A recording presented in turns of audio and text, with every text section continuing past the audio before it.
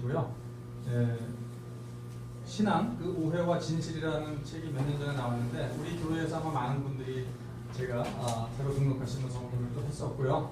또 읽으신 분도 많이 읽었습니다. 재미있는 저입니다. 저하고는 페이스북에서 오래전부터 친구를 지내셨고요.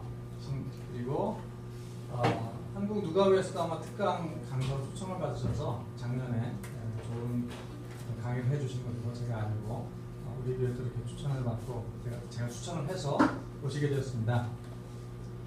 오늘 특별히 유대인의 성경 읽기 마태복음을 중심으로 우리에게 매우 생소한 주제인 것 같은데 그래도 교수님이 하시면 전혀 생소하지 않고 우리가 아는 이야기를 아주 재미있게 해주실 것을 기대를 합니다. 네, 오늘 강사 이민규 교수님 나오실 때 박수로 맞이해 주시기 바랍니다.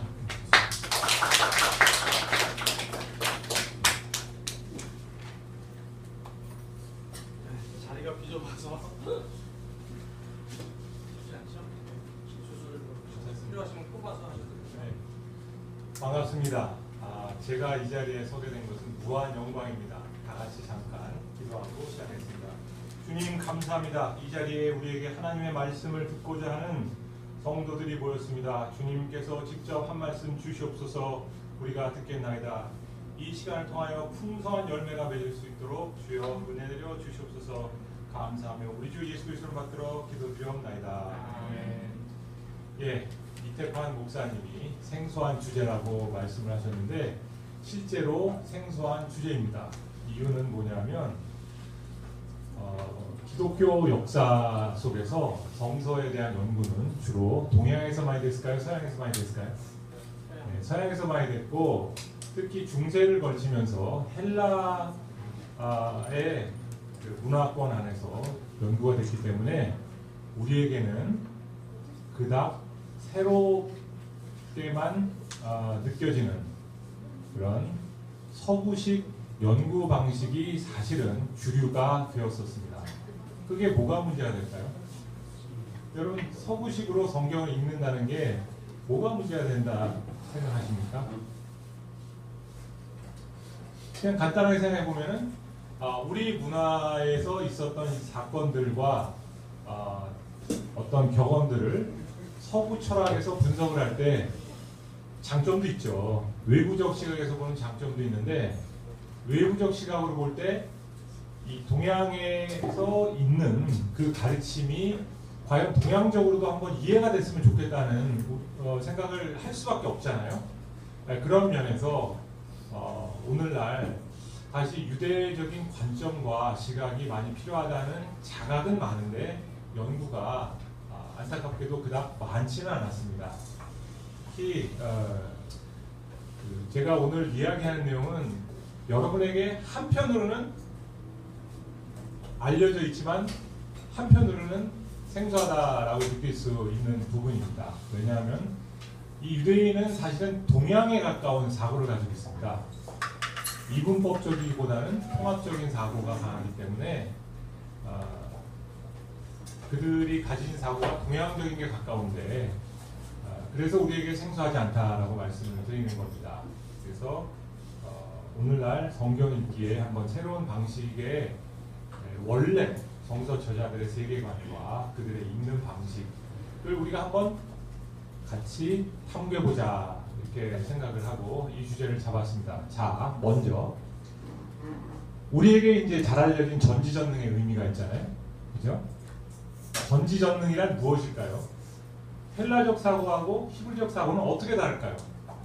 네? 여러분 생각해 보셨어요? 네. 어떻게 다를까요? 네, 꿀 먹은 벙어리처럼 다들 계실 것 같아서 제가 넘겨드리겠습니다. 네. 자, 한번 이거 사용하시면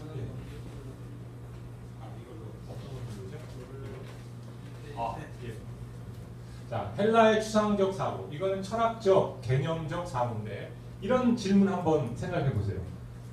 같이 한번 읽어볼까요? 하나님이 전능하신 분이면 자신이 줄 수 없는 암석을 창조하여 그것을 들어올릴 수 있을까? 이게 가능한 얘기입니까? 하나님은 전지전능하신데 왜 가능하지 않아요? 아니 하나님 전지전능 하세요 안 하세요? 전지전능 하시죠. 근데 왜 못해요? 왜 못하냐고. 전지전능 하신데 자신이 들 수 없는 바위를 창조할 수 있다. 전지전능함의 한 결론이죠. 그 바위를 들어올릴 수 있을까? 여기에서 이제 난감해지는 겁니다. 이게 이제 서구적인 사유에서 나타나는 이분법적 사고예요. 이분법적 사고. 우리가 이 질문은 생소해도 이런 질문은 생소하지 않죠. 하나님은 사랑이신데 왜 이런 일을 하실까? 이런 일을 허락하실까? 또 악은 하나님께서 왜 허락하실까? 뭐 이런 질문들이 있잖아요. 그죠? 우리는 이제 이런 질문에 대해서도 상당히 헬라적으로 접근합니다. 히브리적 접근 한번 봅시다. 전지전능하다는 말은 엘샤다이, 히브리어로 이제 엘, 하나님, 샤다이, 전능하신 이런 뜻인데 히브리인들은 어떤 추상적인 것보다는 경험적으로 접근하는 경향이 굉장히 많습니다. 우리나라 사람들도 추상적인 질문은 그닥 좋아하진 않아요. 굉장히 경험적인 그런 내용들을 좋아하는데 히브리적 접근에서 엘샤다이 전능하시다는 뜻은 전지하시다는 뜻은 우리의 문제를 해결하실 수 있는 분이라는 뜻이에요. 우리의 문제를 해결할 수 있는 분. 전지 그러면은 우리는 뭐 이렇게도 한번 생각해 볼 수가 있죠. 창세전에 아담과 하와가 타락할 걸 알면서 왜 하나님은 그들에게 선악과를 만들어 놓으셨을까? 이게 이제 헬라적 질문이에요. 이게 유대인들은 이런 질문에 관심이 없습니다. 관심이 전혀 없어요. 관심은 뭐냐면은 아담과 하와가 도대체 무엇을 했어야만 하고 그리고 그들에게 나타난 결과에 대해서 그들은 어떻게 해야 되는가? 여기에 관심이 있는 거예요. 자, 히브리적 그 사고는 기본적으로 통합적이라고 말씀드렸습니다. 그런데 서구의 과학적 접근, 사이언티픽이라고 그러죠. 이 접근은 사실은 언제부터 인류에게 나타난 것일까요? 여러분 생각할 때 우리에게 지금 보편적으로 대학에서 많이 가르치고 우리나라 사람들에게도 익숙한 이 과학적 접근이라는 것은 언제부터 인류에게 나타난 것일까요? 보편화된 것은 사실 그닥 몇백 년 안 돼요. 보편화된 것은. 이전에는 이런 과학적 접근이라는 생각에 대해서는 그닥 극소수의 엘리트 빼놓고는 생소했습니다. 특히 그 계몽주의 이후에 이런 과학적 접근이라는 것이 보편화가 되기 시작하는데 서구의 과학적 접근에서 가장 어려운 것이 뭐냐면 대조적이고 모순을 참기 어려워한다는 거예요. 그러니까 이것 아니면 저것의 사고인데 잘 생각해 보세요. 이것을 주장할 때는 저것이 아니라는 걸 말하기 위해서 이것을 말합니다. 맞아요? 네, 맞습니다. 그러니까 서구적 헬라적 이분법의 사고가 발전돼 가지고 계몽주의에서 이 꽃을 피기 시작하는데 그 핵심은 뭐냐면 이것이 아닌 것을 증명하기 위해서 저것을 얘기하고 저것이 아닌 걸 말하기 위해서 이것을 얘기한다는 거예요. 이게 맞으면 저건 틀린 거예요. 이것과 저것을 통합한다는 것은 예외적으로나 논하게 된 내용인데 그걸 참아내지 못합니다. 그리고 이것을 해결하기 위해서 가르침을 조직화하고 시스템을 만들려고 하죠. 오늘날 우리 교육이 지금 그렇잖아요. 모든 것을 관리 가능한 지적 블록과 구조로 구성하려고 합니다. 모든 질문에 답을 하고 문제를 해결하고 모순을 해결하기를 바랍니다. 여러분 제가 신학을 지금 공부한 지가 20년이 됐는데 제가 많은 질문에 대해서 답을 할 수 있을 것 같잖아요. 공부를 하면 할수록 솔직하게 답을 할 수 있는 게 별로 없다는 걸 알게 됩니다. 그러니까 아무리 문제를 해결해도 해결하면 또 다른 문제가 나타나기 때문에 답하기가 어려워져요. 그러나 서구 학문의 특징은 모든 것을 조직화하고 지적 블록과 구조로 구성해서 질문에 답을 하는 것을 굉장히 중시 여깁니다. 그러니까 모른다 그러면 빵점이에요. 시험 문제 났는데 여러분 모른다고 써봐요. 빵점이잖아요. 그죠? 예, 뭔가 안다 그래야죠. 구체적으로. 이게 모르는 걸 못 참아냅니다. 그게 가진 장점이 엄청나죠. 뭐 어마어마하게 많습니다. 이게 제가 지금 비난하려고 얘기하는 게 아니라 어떻게 다른가를 얘기하기 위해서 여러분에게 보여드리는 겁니다. 히브리인들은 이런 데 별로 익숙하지가 않았어요. 예전에는. 요즘은 다릅니다. 요즘 현대 히브리인들은 전혀 다른데 고대 히브리인들은 대조적이고 모순도 허락을 합니다. 원래 삶이라는 것은 이런 이야기가 있으면 저런 이야기가 있는 거고 이게 맞으면 또 저것도 맞는 거예요. 양면성이 있어요. 우리나라에도 옛날에 황희정승 얘기가 있잖아요. 아시죠? 당신 말도 옳소, 자네 말도 옳아. 네, 이런 차원. 이게 이제 대학에서는 참 우리가 이론적으로 가르치지만 수학 공식을 풀 때는 이런 답은 허용이 안 되죠. 그래서 이것이 맞지만 저것도 맞다. 이 관점. 이것이 맞지만 저것도 맞다. 경험적으로 보니까 이것도 맞고 저것도 맞아요. 성경의 예들을 한번 봅시다. 간단하게 설명을 드릴게요. 시간상 줄여서 얘기하겠습니다. 여러분 요셉은 철저하게 애굽에서 애굽화된 삶을 삽니다. 옷도 애굽화된 옷을 입고 부인도 애굽 사람을 얻고 또 애굽의 정치에 뛰어들어서 거기서 활약을 합니다. 그리고 그는 2인자가 되죠. 네. 성경은 그의 성공을 굉장히 칭송합니다. 근데 모세 보세요. 모세. 이미 왕의 아들로 태어났어요. 그는 모든 애굽의 삶을 버리고 광야로 갑니다. 그러니까 위에서 아래로 내려오는 거예요. 정반대예요. 그는 모든 애굽적인 것을 버립니다. 어떤 삶이 오를까요? 둘 다 맞아요. 하나의 패턴만 있는 게 아니라 이 사람 철저하게 애국화된 삶을 살려고 했던 요셉도 맞고 철저하게 탈애국화하려던 모세도 맞는 거예요. 어찌 보면은 이렇게 욕할 수도 있어요. 요셉 때문에 그놈의 요셉 때문에 히브리인들이 노예 생활을 400년이나 하게 돼가지고 출애굽이 결국은 필요했던 거 아니냐.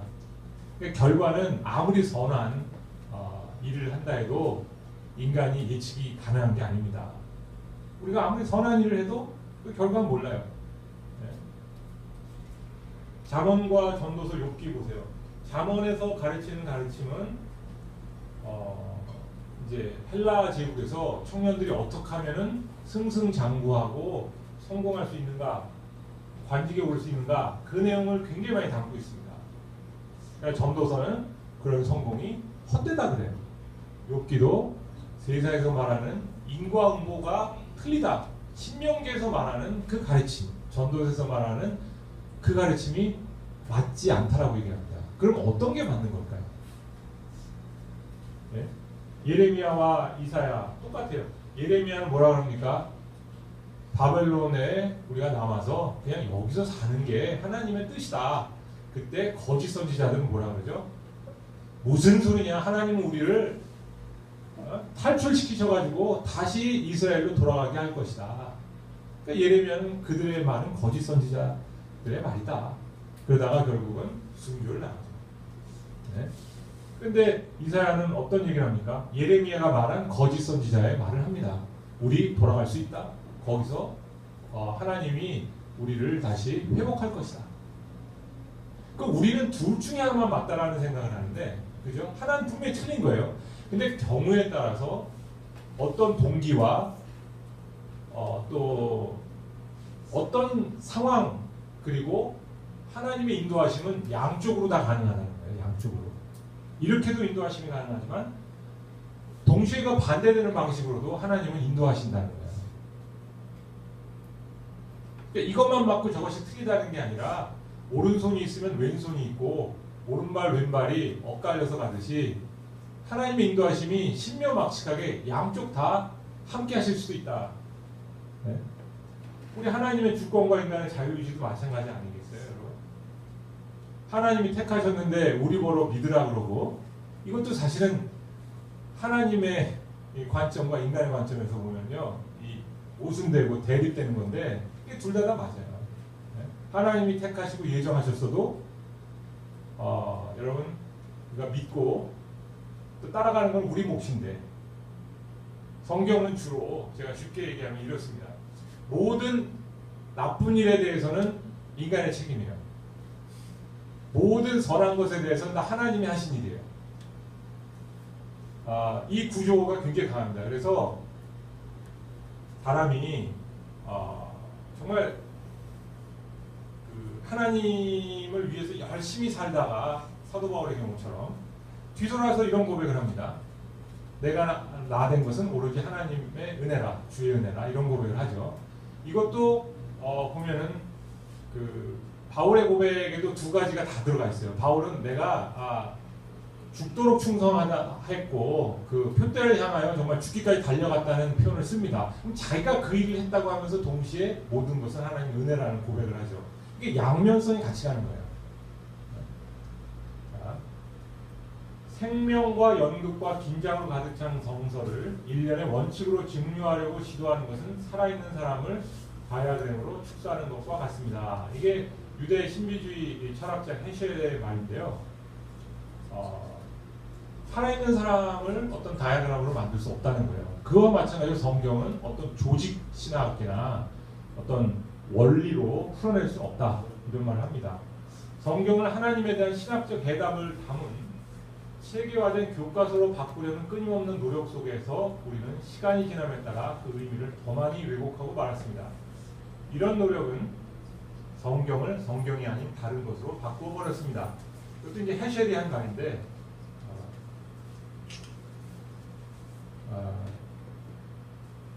이런 말을 그는 계속합니다. 즉 헬라인이 원하는 것처럼 하나님은 추상적으로 알려질 수 있는 성격의 신이 아니라 다만 자신이 누구인가를 계시하시는 분입니다.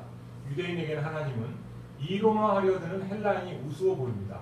하나님은 이론화할 수 있는 분이 아니라 자신을 계시할 때만 인간이 만날 수 있는 분입니다. 헤셸은 종교에 대한 철학적 숙고가 진행된 범주는 예루살렘이 아니라 아테네에서 파생된 범주라고 말합니다. 그리스인들은 이해하기 위해서 배웁니다. 그런데 히브리인들은 경외하기 위해서 배웁니다. 현대인들은 사용하기 위해서 배우죠. 그럼 대학을 왜 갑니까? 왜 가요? 직장 얻으려고 하잖아요. 그죠?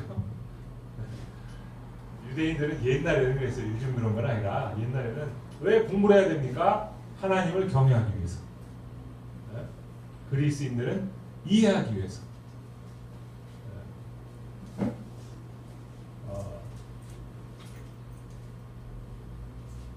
그 헬라적 사유는 자연적이고 초자연적인 현상을 구분합니다. 네? 히브리적 접근은 초자연적인 것이 모든 것에 영향을 준다, 유기적으로 연결되어 있다, 이런 사고를 합니다. 여러분, 질병이 든 것은 뭐의 결과일까요? 히브리적 사고에 따르면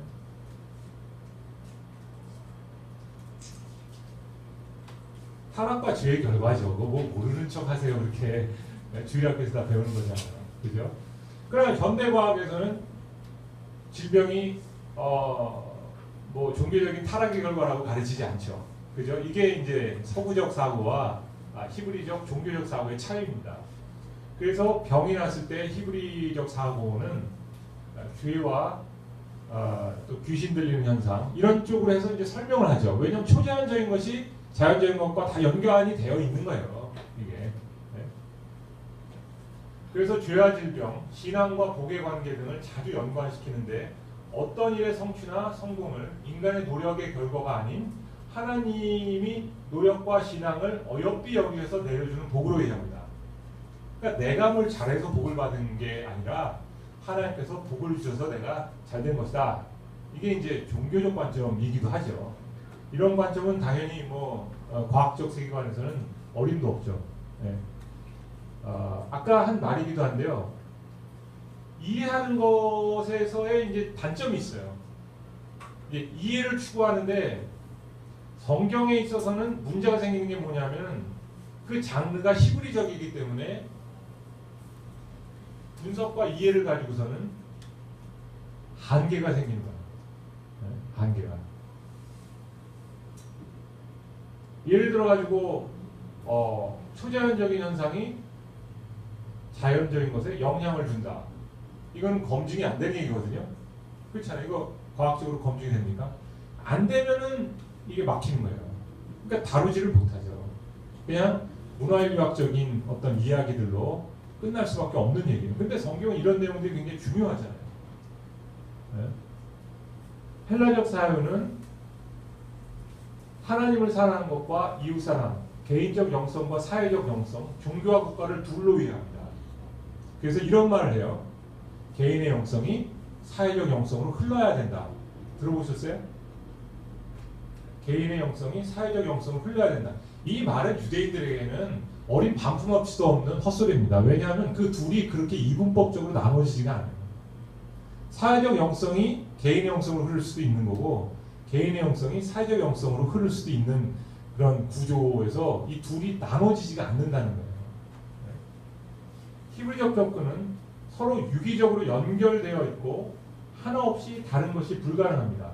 개인의 구원보다는 우리의 구원이 소중하며 나의 구원은 전체를 의미하는 몸된 공동체 안에서 일부인 지체가 되어 서로 몸을 섬기며 도움을 체험하는 회복으로 이해합니다. 사도 바울도 똑같아요. 사도 바울도 구원이라는 개념을 이해할 때 개인의 차원에서 이해하기보다는 그런 면도 있지만 그런 면이 없다는 건 아닙니다. 주로 예수 그리스도의 몸 안에 속하는 예수 그리스도의 몸의 지체가 되는 체험으로 이해를 합니다. 그게 구원이에요. 네? 나 개인이 구원받았다는 거 그런 내용이 그닥 절대적이진 않습니다. 그리고 우리 형제라고 부를 때 자매라고 부를 때 공동체를 얘기하는 거잖아요. 또 하나님 나라를 마태복음에서 얘기할 때 천국 운동할 때 그것은 공동체성이죠. 사실 종말도 자세히 보세요. 개인의 종말을 자주 얘기합니까? 아니면 우주적 역사적 종말을 자주 얘기합니까? 종말 얘기해도 개인의 종말보다는 우주적 종말, 전체적 종말이에요. 나 개인은 전체 안에서 이해해야 되기 때문에 전체가 더 소중한 거예요. 헬라적 사유는 직선적인 논리를 좋아하고 히브리적 접근은 상황하고 논리를 오히려 차단합니다. 헬라적 사유는 모든 상황에 적용 가능한 절대적 원리를 찾고 히브리적 접근은 상황에 따라 지혜롭게 접근하는 게 이게 답이죠. 그래서 한 예를 든다면 마태복음에 보면은 여러분 가족 간의 갈등이 절대적으로 필요하다 안 필요하다 예수님을 따르면 가족 간의 갈등을 어쩔 수 없이 너네들이 받아들여야 된다. 그리고 그 갈등은 우리가 어느 정도까지냐면은 부모의 장례식조차도 우선될 수 없다. 나를 따르는 것에 인자는 머리 둘 곳이 없다. 뭐 이런 말씀도 하시죠. 그러나 우리가 바울 서신에 가서 보면은 또 전혀 이상한 얘기, 다른 얘기가 나타납니다. 어떤 얘기가 나타나요? 가족을 잘 돌봐라. 에베소서 6장. 이 두 개가 모순되느냐 그게 아니라 이게 상황에 따라서 다르게 적용할 수 있는 거예요. 가족을 잘 돌보는 사람도 하나님이 뭔가 섭리가 있을 것이고 경우에 따라서 가족을 버리고 주님을 섬겨야만 하는 사람도 뭐 완벽하진 않겠지만 하나님께서 나름대로 뜻이 있으신 거예요.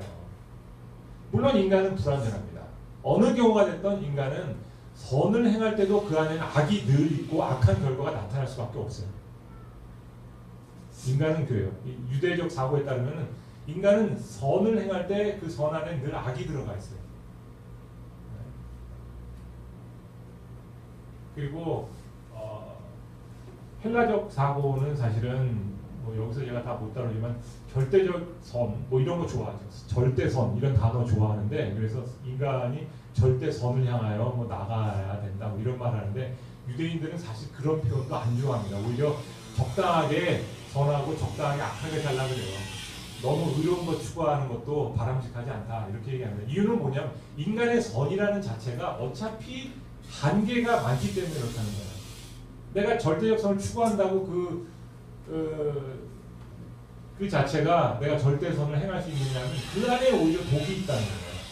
그런 차원들이 이제 히브리적 사고에는 강합니다. 그러니까 굉장히 지혜와 현실적이죠. 유대인들은 무지무지하게 현실적이에요.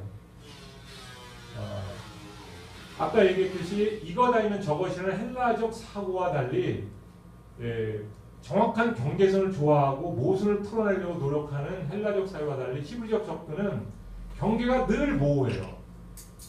영적인 것, 육적인 것, 이 사이에서 또 경계가 정확하게 있는 게 아닙니다. 거기에 불편함이 없어요. 모순적인 다양한 측면도 미스테리라고 보지 않고 이 헬라적 사회는 모순이 있으면 바로 미스테리예요. 비밀. 근데 히브리인들은 그게 왜 미스테리냐.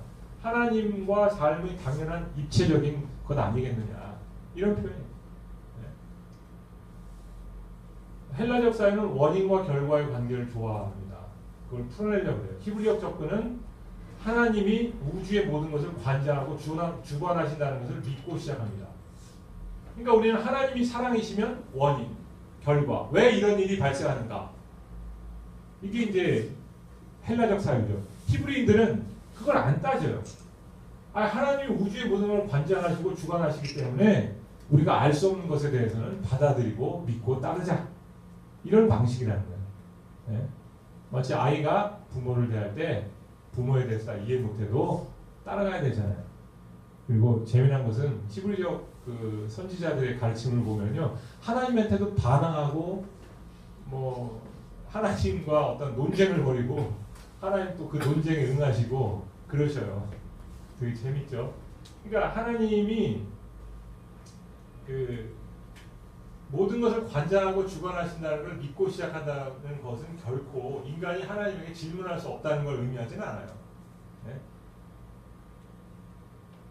질문은 인간 할 수 있습니다. 그런데 히브리인들이 가장 좋아하는 방식은 뭐냐면 하나님의 나타나심이에요. 계시하심.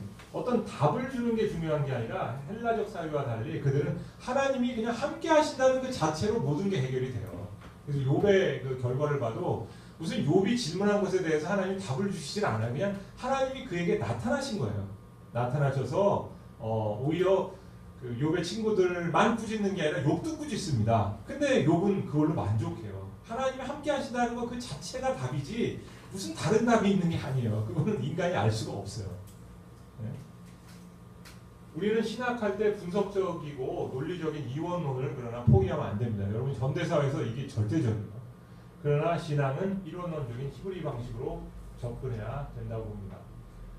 자, 하나님이 사랑이시라면 왜 그렇게 행동하실까요? 여러분의 생각은? 왜 세월호 사건이 일어날까요? 네? 왜 이런 악한 일들이 일어날까요? 이 질문에 대해서 히브리인들은 뭐라고 답을 할까요? 그 가운데 하나님이 함께 하심을 우리는 추구해야 된다. 그걸 발견해야 된다 이거다. 함께함.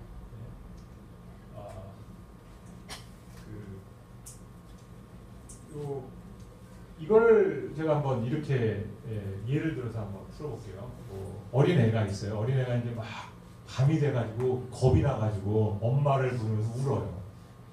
자, 그러면서 얘기를 합니다. 엄마 귀신 나올 것 같아. 그러면은 분석적 사고를 통해 가지고 이렇게 이제 답을 했다고 칩시다. 얘가 그렇다는 거예요. 자, 야 생각해봐라. 현대적 과학으로 보면은 귀신이 존재한다는 것은 허무맹랑한 얘기야. 그러고 증명된 바가 없어. 둘째, 설사 존재한다 해도 그것을 경험한 사람은 퍼센트로 보면 0.0001%도 안 돼. 그리고 그것이 나타날 때는 주로 정신적으로 문제가 있는 사람들한테 나타나. 근데 너는 지금 문제가 없어. 정신적으로. 그러므로 너한테 발생할 가능성은 적으니까 가서 자. 이게 이제 분석적 사고고, 히브리적 사고는 엄마가 와서 끌어안으면서 내가 있잖아. 이거예요, 답이. 네? 세월호 사건에 대해서 똑같아요. 왜 이런 일이 일어날까? 아무리 분석해도 히브리인들은 그거 비웃습니다. 그 분석은 결국 이분법적, 그리고 인간이 다다를 수 없는 결론, 알 수 없는 결론 밖에는 낼 수 없다 이거예요. A라는 답이 나와도 그건 늘 함정이 있다 이거예요.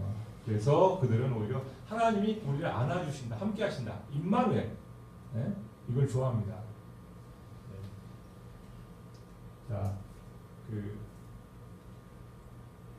자, 차이. 헬라인들은 knowing.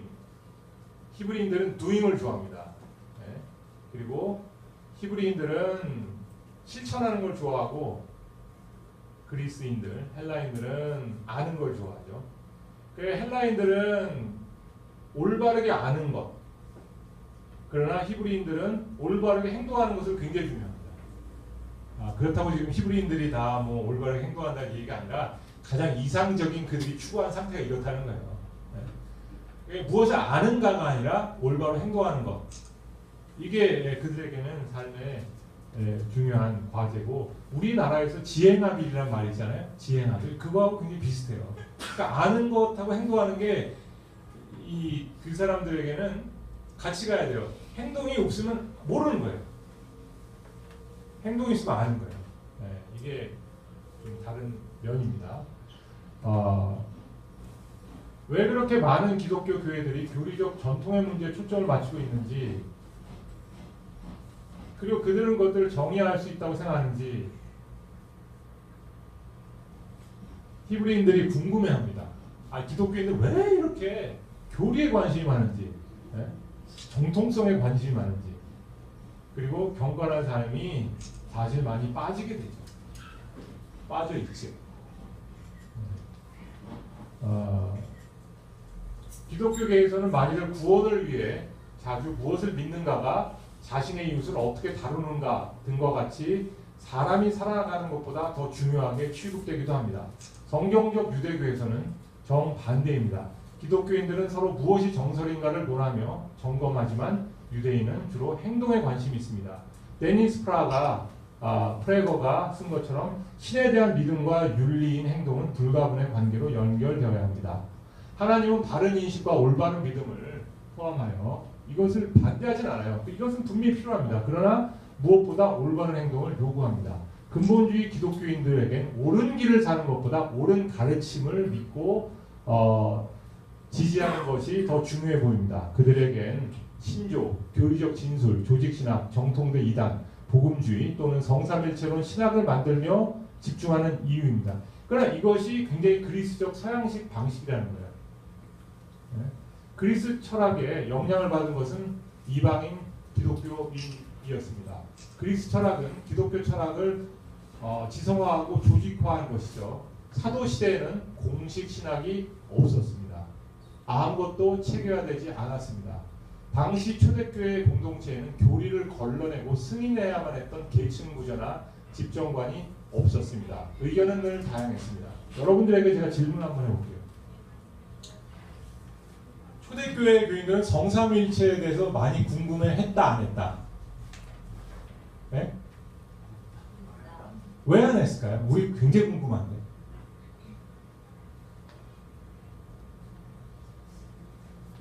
사실요, 사도 바울이 예수님도 하나님으로 소개하고 성령도 하나님으로 소개하고 아버지야 당연히 하나님으로 소개하는데 흥미롭게도 왜 그런가를 설명하지 않아요. 놀랍지 않아요? 왜 그런가 설명하지 않아요. 구원론에 대해서도 설명을 안 한다. 이신칭의를 툭 뱉어놓고 거기에 대해서 사실 어떤 문제가 발생할까에 대한 이런 사유가 사실은 별로 없어요. 그냥 그 행동과 삶에 관한 이야기로서 연결해서 교회의 이야기를 풀어나갑니다. 근데 우리는 지금 그렇지가 않죠. 이신칭의 하나만 가지고 얼마나 복잡하게 나눠지고 싸웁니까? 그 원죄는 바울에게 있어요. 바울이 설명을 제대로 안 해놔서 그래요. 근데 정확하게 말하면 바울이 설명을 제대로 안 해놓은 게 아니라 관심이 없었어요. 왜냐하면 사람들의 관심이 그런 것이 아니었기 때문에. 네? 자, 우리가 갖고 있는 교회론, 성령론, 구원론 등등 이런 것들이 사실 성경에는 없습니다. 그런 것들에 대한 이야기들이 있고 그 이야기를 통해서 우리가 론을 만들어 나가고 있는 거예요. 그러면 이런 것들이 우리에게 필요하고 도움이 되는 것은 틀림없는데 문제는 이런 론이 절대어가 되어버릴 때 성경과 핀트가 안 맞을 수가 있다는 거예요. 제 말은 무슨 뜻이냐면 아무리 정확하게 규명한다 해도 그것은 성경에서 말하는 바가 아니라는 겁니다. 성경은 론에 관심이 없기 때문에 어차피 어차피 관심이 없어요. 자, 주어진 주제가 사도들이 가르친 것 그리고 예수님으로부터 직접적으로 배운 것 이런 것들은 굉장히 실천적이고 삶에 관한 내용이고 그리고 상황에 따라서 공동체가 모여서 토론하고 그때그때 유대 방식으로 할락하라 그러거든요. 그때그때 이제 모여가지고 결정을 하는 거예요. 이렇게. 그리고 상황에 달라지면 또 다른 결정을 합니다. 마태복음 18장 18절 한번 읽어볼까요? 한 분이 좀 목소리 좋으신 분이 좀 크게 읽어주시면 감사하겠습니다.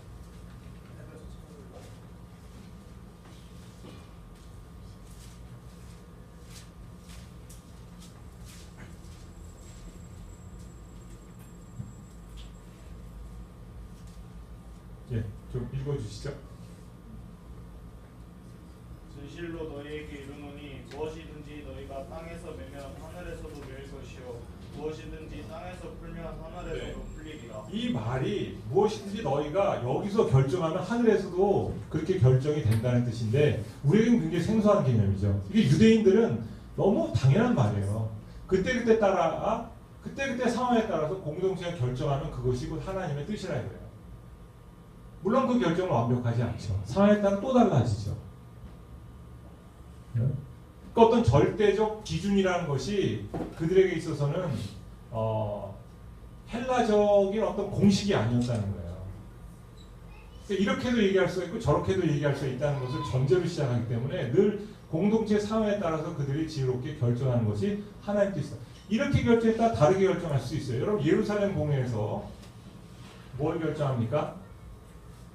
몸매어 죽인 것, 할례, 피 이걸 마시는 거 빼놓고는 잘못 얘기했는데 여러분 못 알아들으시네. 할례만 제가 여기서 빼면 사실 맞습니다. 몸매어 죽인 것, 피 이제 이런 우상에게 바친 제물 이거 먹는 거 이거 이외에 이방인들에게 모든 그 다른 율법을 풀어줘라. 사도행전 15장 말씀 있잖아요. 그렇게 예루살렘 공회가 결정합니다. 그럼 그게 하나의 뜻이에요. 근데 사도 바울은 다르게 또 결정합니다. 어떻게 결정하죠? 우상에 바친 음식도 먹어도 되고 안 먹어도 된다. 믿음에 따라서. 그죠? 예.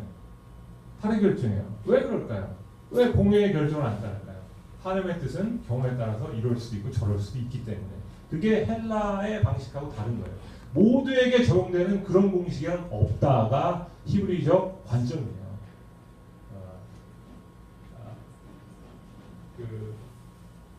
또한 사도행전 15장에서도 이방인 신자들 위하여 요구된 사항들을 이렇게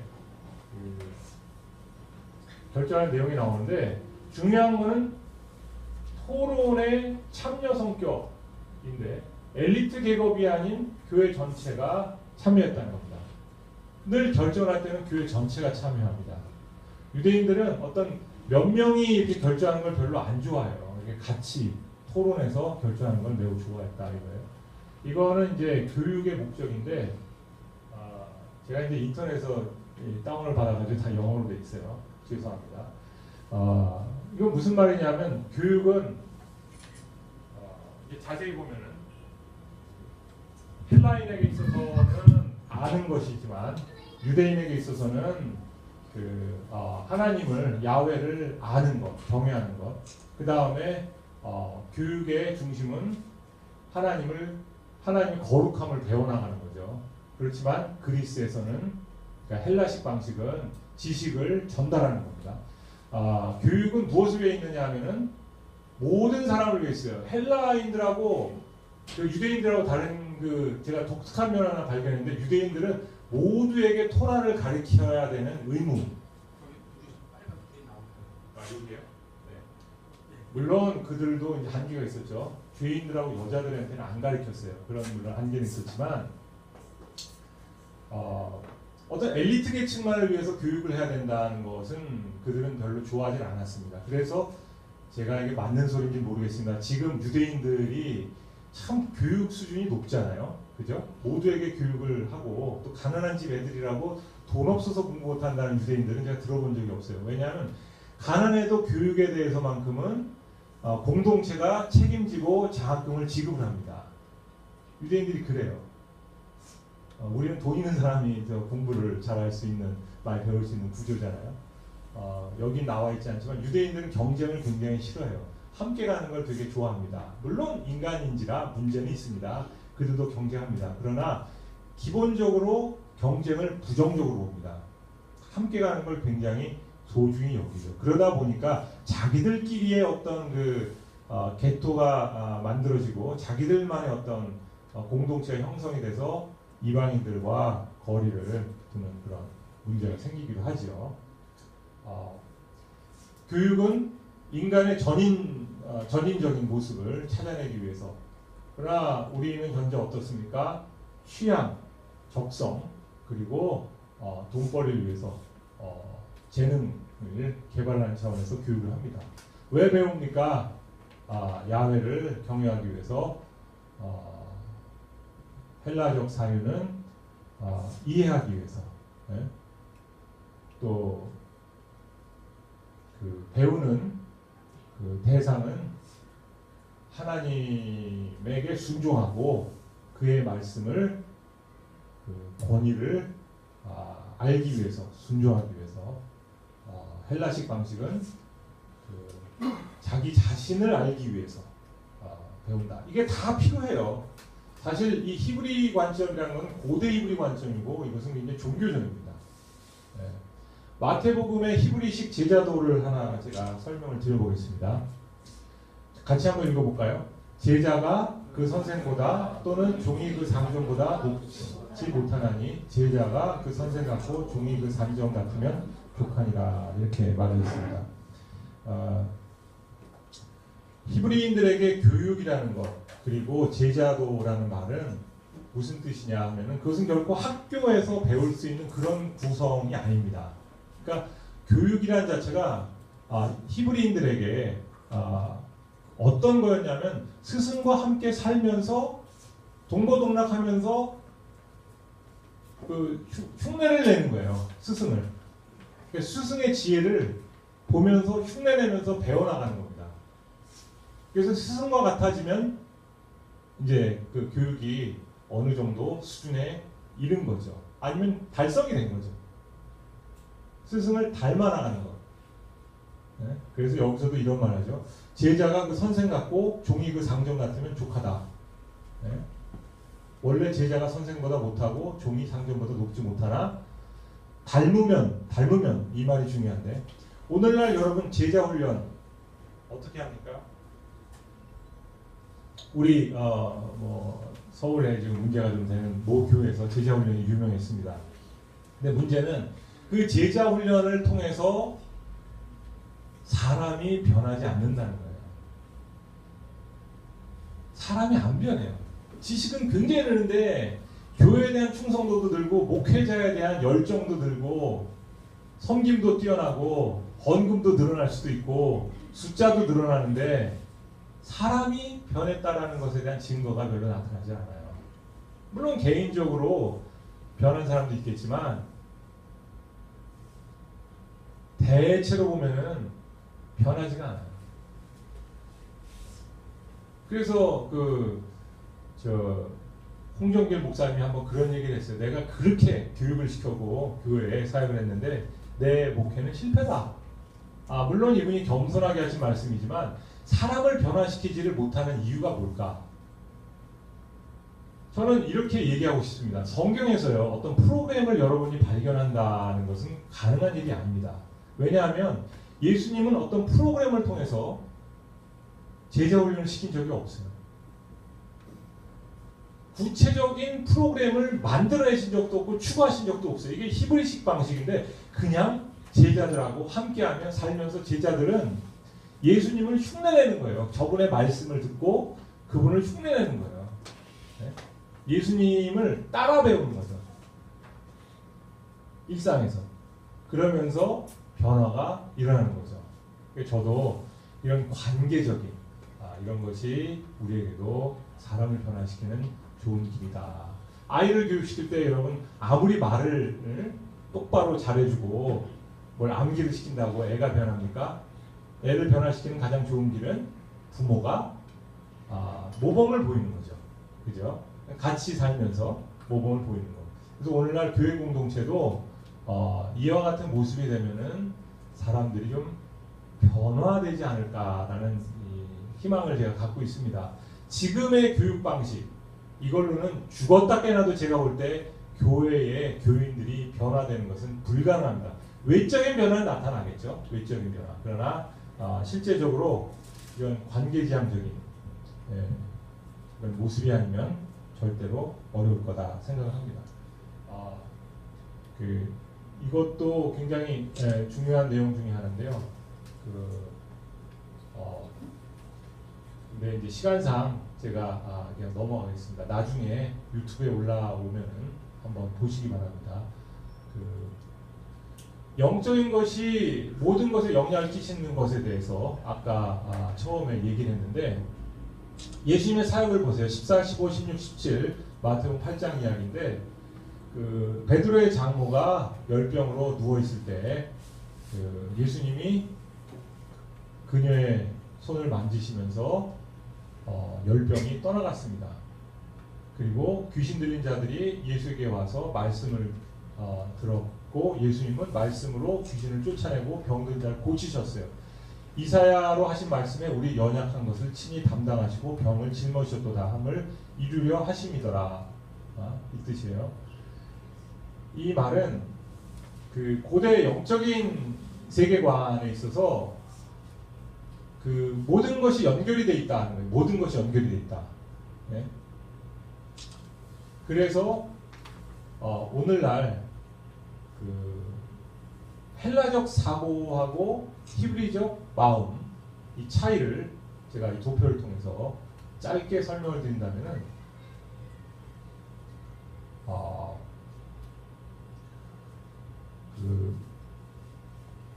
요거보다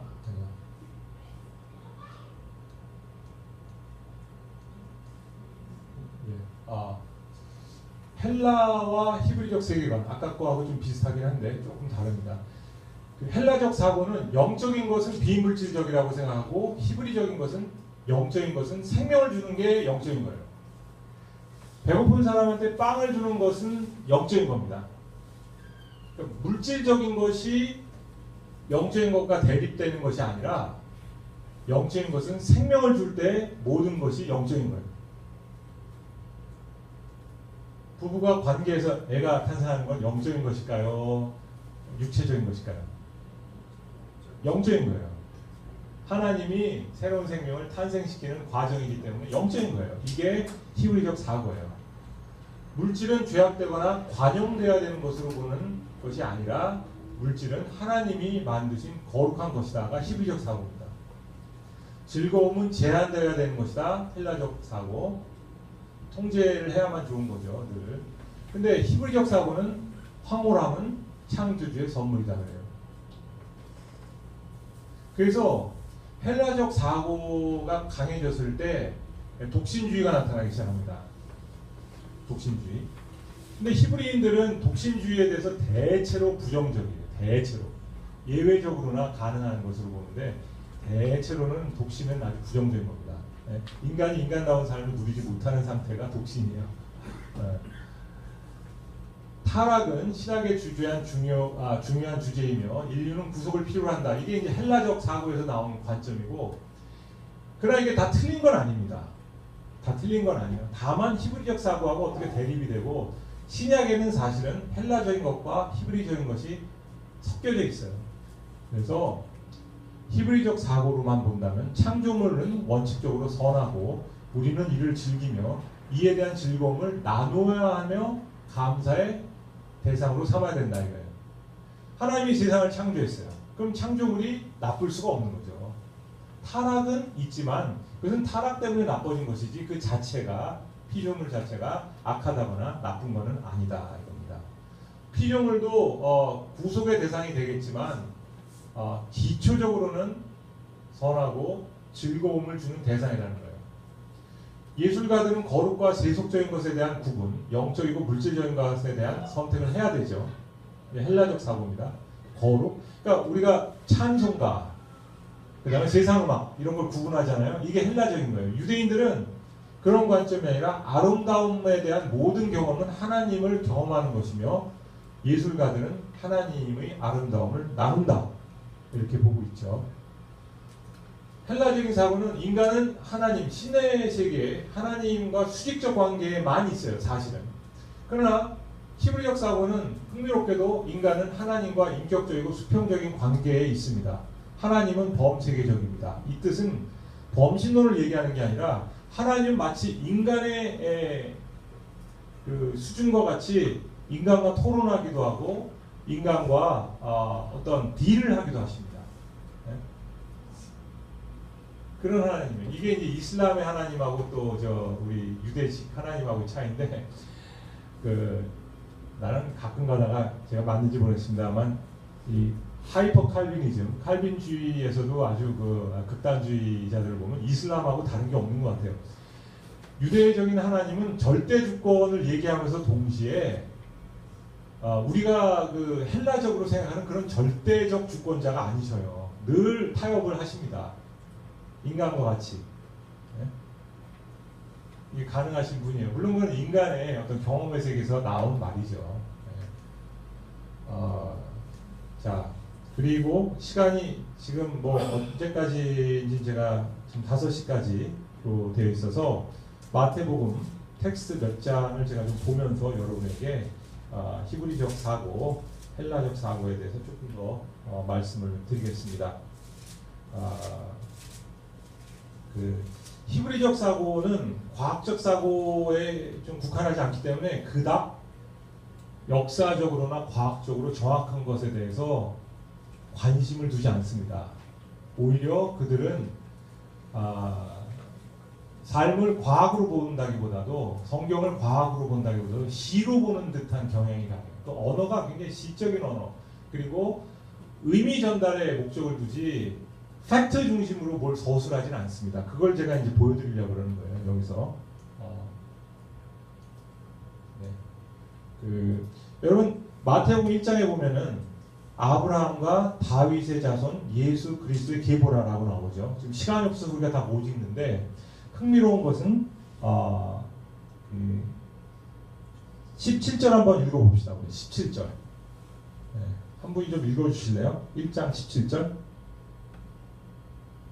먼저 모든 대수가 아브라함부터 다윗까지 14대요. 다윗부터 바벨론으로 사로잡혀 갈 때까지 14대요. 바벨론으로 사로잡혀 간 후부터 그리스도까지 14대더라. 예, 14대, 14대, 14대로 시작을 하죠. 근데 흥미로운 것은 첫 번째가 이렇게 세 보니까 두 번째, 세 번째 세 보니까 아브라함에서 다윗까지는 이렇게 세 보면은 제가 이제 다른 사람이 세 놓은 걸 제가 복사해 왔습니다. 아브라함에서 다윗까지 14 나와요. 근데 두 번째는 다윗서부터 또 다시 한번 쳐야지만이 14대가 나오고 실제로는 13대가 나옵니다. 네, 두 번째 이 족보에. 근데 흥미로운 건 이 족보 자체에 빠진 임금들이 너무 많아요. 임금들 다 치면 14대가 나오진 않아요. 세 번째도 마찬가지입니다. 왕들을 일부러 뺐어요. 14이라는 숫자를 맞추기 위해서 뺐어요. 그리고 실제로 첫 번째는 14대가 나오니까 두 번째는 13대가 나와요. 그럼 14, 14인데도 왜 14라는 표현을 썼을까? 그리고 왜 왕들을 뺐을까? 역사적으로 이렇게 비정확한 족보를 이렇게 기록을 했는데 유대인들과 초대교회는 이걸 문제시 안 삼았습니다. 이유는 뭐냐면 신학적 의미가 역사적 팩트보다 우선되기 때문이에요. 의미가. 자, 의미가 우선된다는 건 이 족보는 기본적으로 다윗을 중심으로 쓴 족보예요. 다윗을 중심으로 쓴 족보인데 아브라함과 다윗의 후손 예수 그리스도.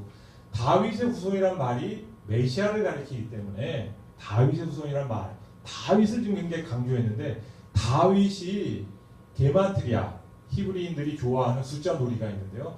사람의 이름을 숫자로 계산해가지고 이렇게 쓴 겁니다. 근데 히브리인은 알파벳에다가 이제 숫자를 달았어요. 그래서 다윗이 이 14라는 단어를 가진 이름이에요. 그 유대인들은 이걸 딱 봤을 때 14라는 단어를 들었을 때 다윗이구나. 다윗을 얘기하려는 겁니다. 그러니까 어떤 그 의미 뒤에다가 또 다른 걸 이렇게 숨겨놓는 것도 굉장히 좋아하고요. 유대인들은 의미를 이야기할 때 의미 전달을 위해서 다큐멘터리처럼 그런 식의 기록을 하지는 않는다는 거예요. 그리고 그것이 이상한 것이 아니라는 거예요. 전혀. 네. 실제로 열왕기하 23장 30절에서 25장 10절을 보면은 이 족보가 달라요. 그리고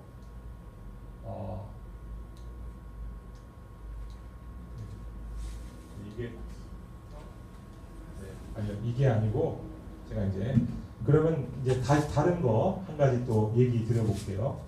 여기서 이 족보는 1차적으로 유대인의 족보이기 때문에 이스라엘의 족보겠죠.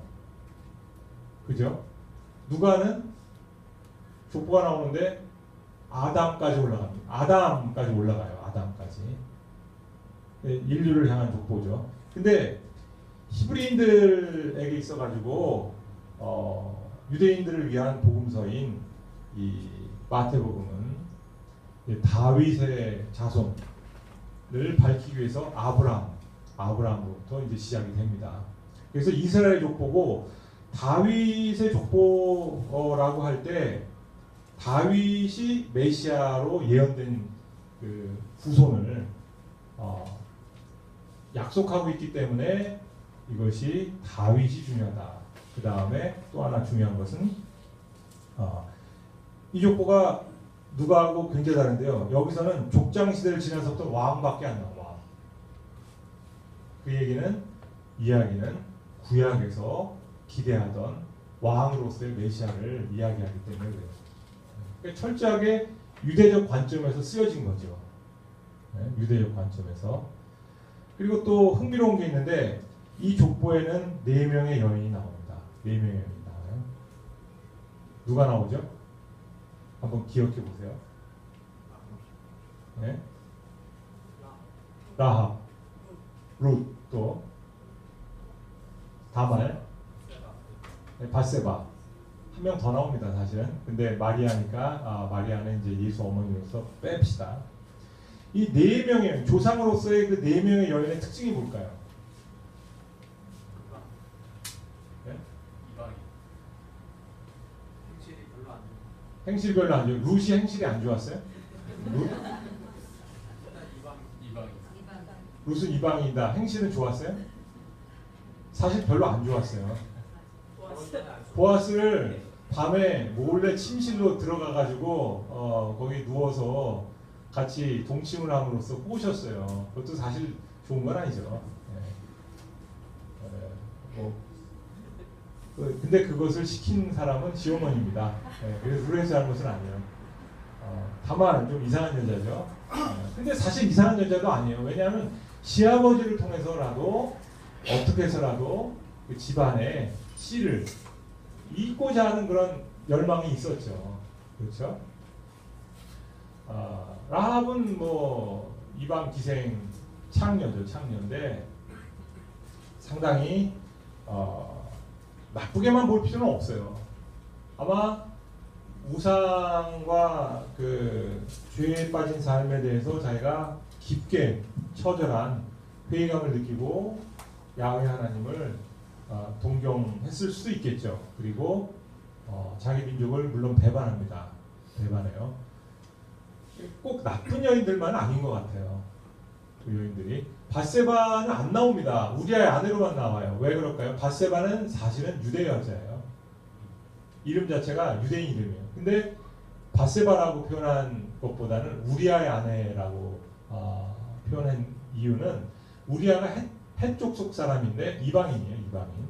그래서 이방인의 아내로서 바세바를 소개하는 것도 강합니다. 그보다도 더한 것은 우리아를 굉장히 여기서 높이는 다윗을 오히려 격화시키는 우리아의 아내라는 표현 속에는 다윗의 범죄가 들어가 있어요. 그런 경향이 또 굉장히 강합니다. 그래서 저는 이 유대인의 역사 속에서 제가 참 신기한 걸 하나 봤는데요. 인간을 이렇게 우상화하는 게 거의 없어요. 아무리 위대한 지도자도 그의 흠을 드러내는 것을 두려워하지 않습니다. 마가가 만약에 베드로의 진짜 제자였다면 일반적으로 그렇게 보는데 마가복음만큼 적나라하게 베드로를 정말 추접스러운 그 지도자로 소개하는 그런 책은 없어요. 그의 모든 실패를 적나라하게 다 묘사합니다. 마가복음이. 마태복음이 오히려 덜한데 어떻게 스승을 저렇게 묘사할 수가 있지? 이런 생각을 합니다. 베드로가 수장이었다 해도 정말 위대한 수장이었다 해도 갈라디아서에 보면은 바울은 베드로를 적나라하게 공격하고 내리깝니다. 그러니까 유대인들은 기본적으로 평등한 걸 굉장히 좋아하는 민족 같아요. 평등과 공동체성. 그래서 우리가 이런 것들을 좀 성경에 나타난 것들 중에서 그 문화를 배워야 되지 않나 이렇게 생각을 합니다. 이외에도 굉장히 많은 내용들이 있는데 시간상 제가 다 하기는 어렵고 나중에 차담 시간이나 우리 식사 시간 때 계속 나누었으면 합니다. 혹시 질문 있으시면 질문 받겠습니다. 없으면 제가 계속 진도를 나갈게요.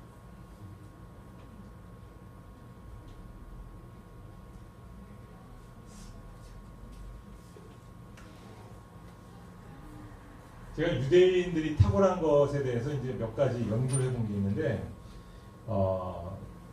유대인들은 기본적으로 교육 방식이 하브루타예요. 하브루타.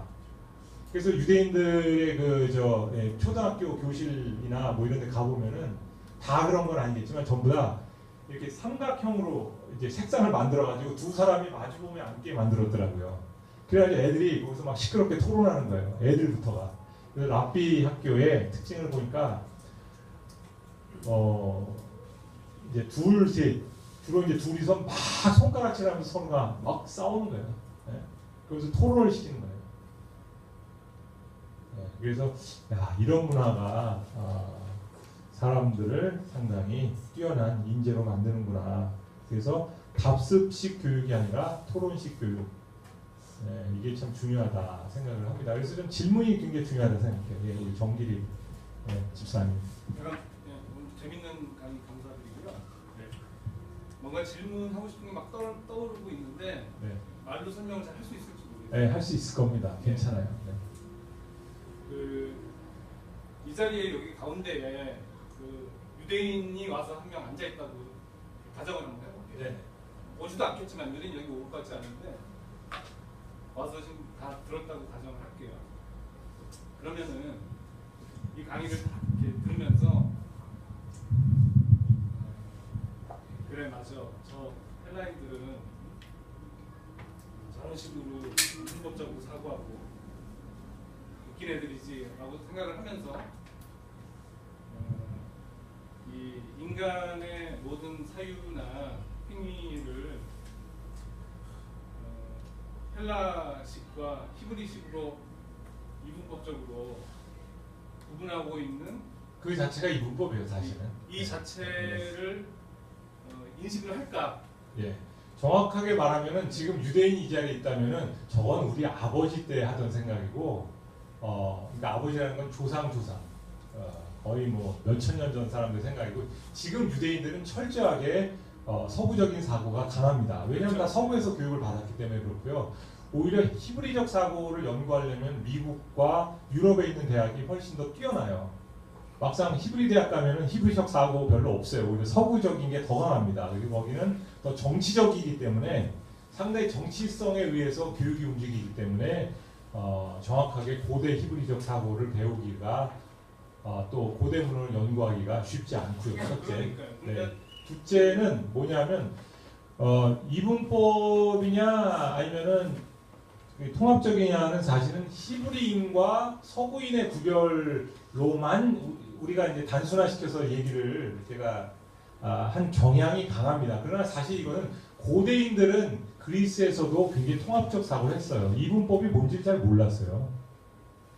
그러니까 인류의 역사 속에서 이분법의 탄생은 어떤 문화적인 영향만 있는 게 아니라 고대의 보통 사람들이 가지고 있던 생각은 이원론적인 것이 별로 없다가 이원론이 역사가 발전하면서 탄생이 된 겁니다. 그런데 유대인들은 보다 이원론적으로 나가다가 예수님 당시에는 사실 유대인들도 상당히 이원론적인 것을 많이 수용하기 시작하고 그것을 이용하기 시작합니다. 그리고 이원론이 굉장히 뛰어난 게 많아요. 상당히 뛰어나요. 네, 그래서 이게 양쪽이 다 필요한데 성경을 읽을 때 이런 너무 이원론적으로만 읽으면 우리가 놓치는 것이 있다. 이것을 말씀드리고자 한 거죠. 네. 말씀하신 대로 그러니까 유대인들이 현대 유대인들한테는 사실 이런 고대 유대인들이 가졌던 이론론적 사고가 꼭 해당이 안 되는 것 같고요. 예를 하나 들자면은 그리스식 사유 방식의 가장 인류 문명사에 큰 영향력을 끼친 과학 문명의 가장 첨단 산물의 하나라고 할 수 있는 핵무기. 네. 이스라엘 사람들 가지고 있잖아요. 그렇죠. 그런 것만 봐도 이 사람들이 그러니까 자기네 고대 그 조상들의 서유 방식을 하나의 그냥 전통으로는 생각을 하고 있을지 모르지만 자기네들이 가져야 할 더 고귀한 입장 이렇게 생각하고 있지는 않을 것 같고요. 결국은 이거는 헬라식 사유와 행위다 아니면 히브리식 사유와 행위다라고 우리가 이렇게 나눠서 이야기하는 것 자체가 좀 허구적인 것 아니냐. 그러니까 사실은 이거를 퉁쳐서 얘기하자면은 그냥 인간이면은 누구나 다 때로는 이랬다, 때로는 이랬다가 이렇게 왔다 갔다 하면서 하고 있는 것인데 우리가 그냥 이거를 그냥 제목을 그렇게 달아놓은 것뿐이지 사실 이런 헬라식, 히브리식이라는 명칭 자체는 좀 제가 볼 때는 허구적인 것 같다 이런 느낌이 좀 강하게 좀 들어서 그걸 먼저 질문을 하고 싶었습니다. 네, 하나 더 있는데 네, 하나 더 있는데 그건 좀 뭐 아주 좋은 지적이고요.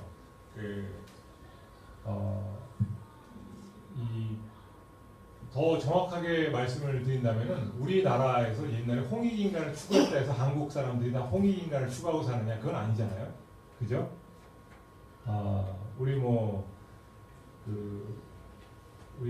우리나라의 고전적인 또 동양이 추구했던 고전적인 가치관이 지금 우리에게 실현이 되고 있느냐면 사실은 우리가 더 서구적인 게 많아요.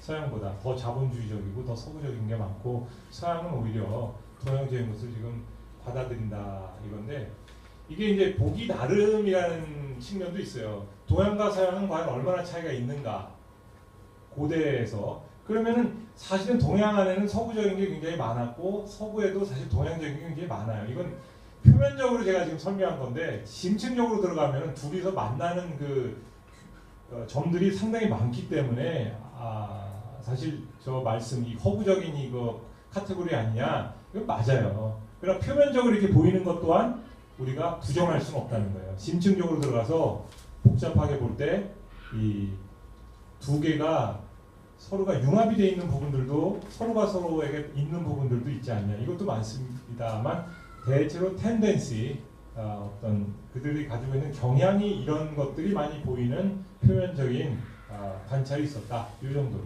하겠습니다. 네, 맞아요.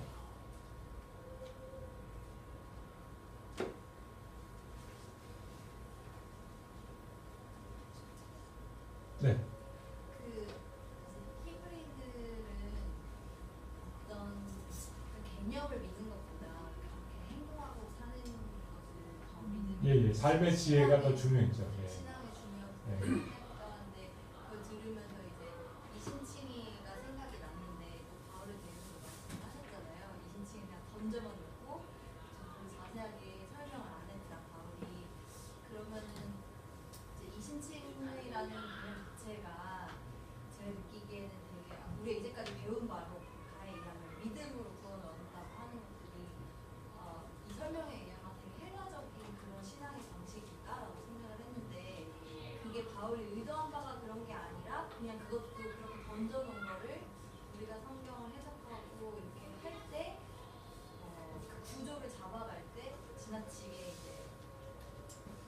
예, 그 생각적인 걸 치우쳐서 이제 마태복음을 중점으로 본다면은 마태복음의 그 7장 개념에 보면은 믿음과 행위의 관계가 이렇게 이분법적으로 드러나진 않아요.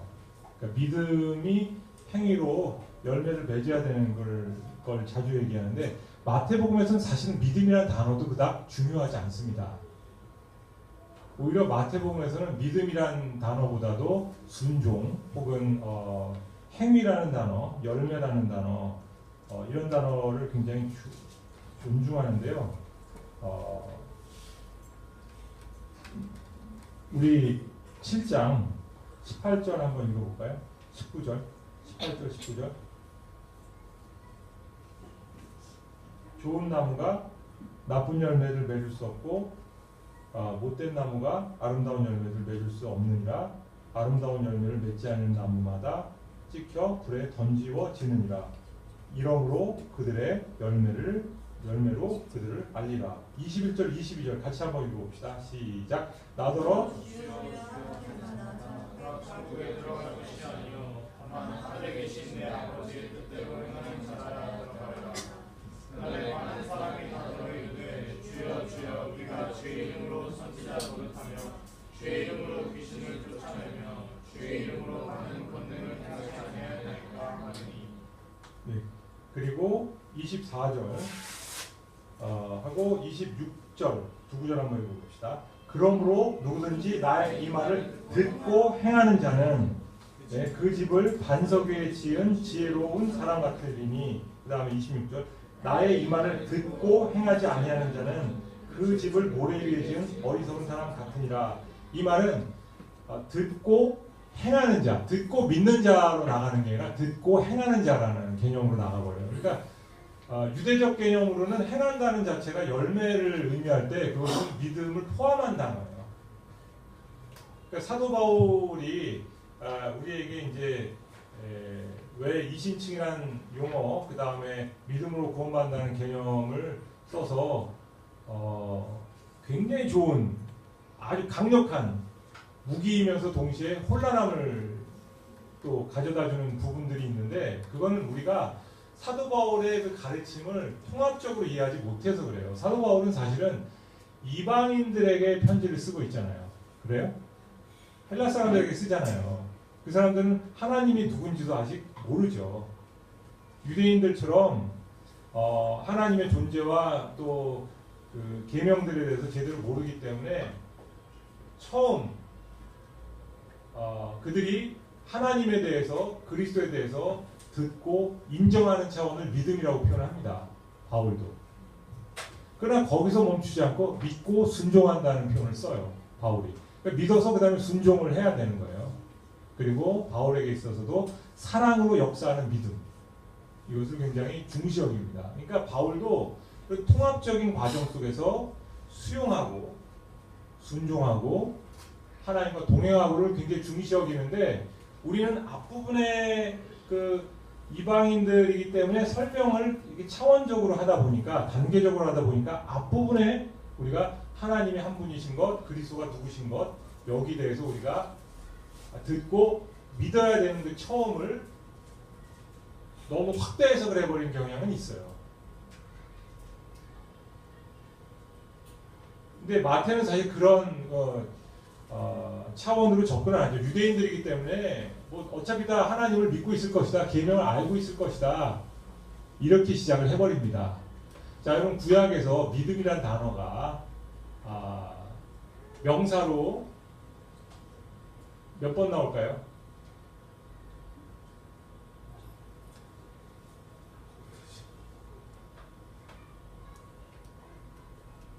네? 에무나.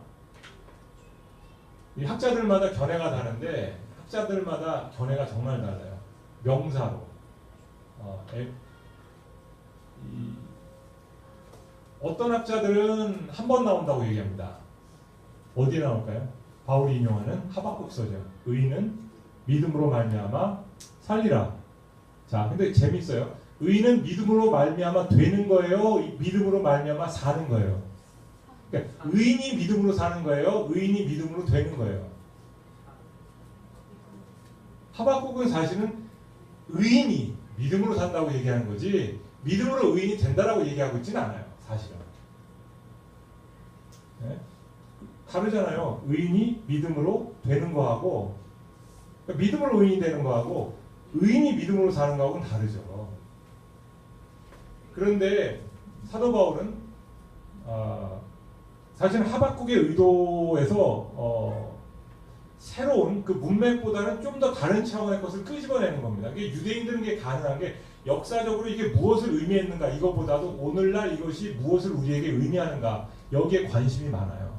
그러니까 팩트 중심보다도 사실 중심보다도 이것이 오늘날 우리에게 무엇을 의미하는가 여기에 초점을 많이 두기 때문에 이 텍스트에서 원래 의미하지 않는 것들을 많이 가져다가 씁니다. 실제로는 마태복음도 사실 그런 게 굉장히 많아요.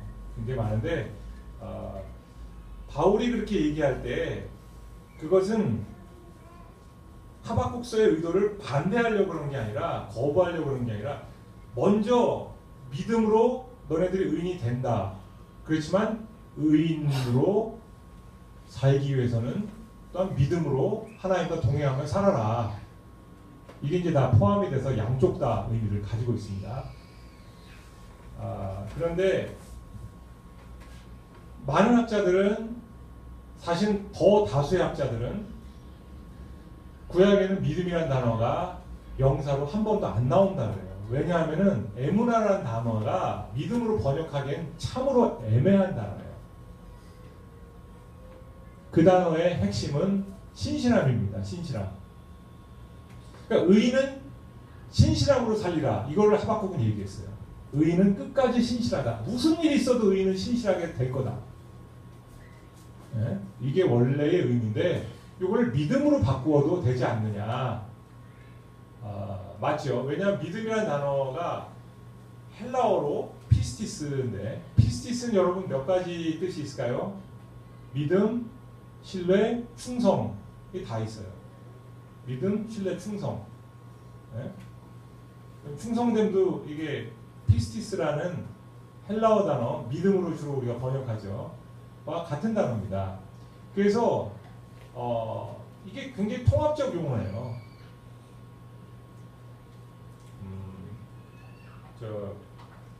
여러분 요한복음 3장 16절 되게 좋아하시잖아요. 요한복음 3장 16절 제가 한번 이 통합적인 걸 보여드릴게요.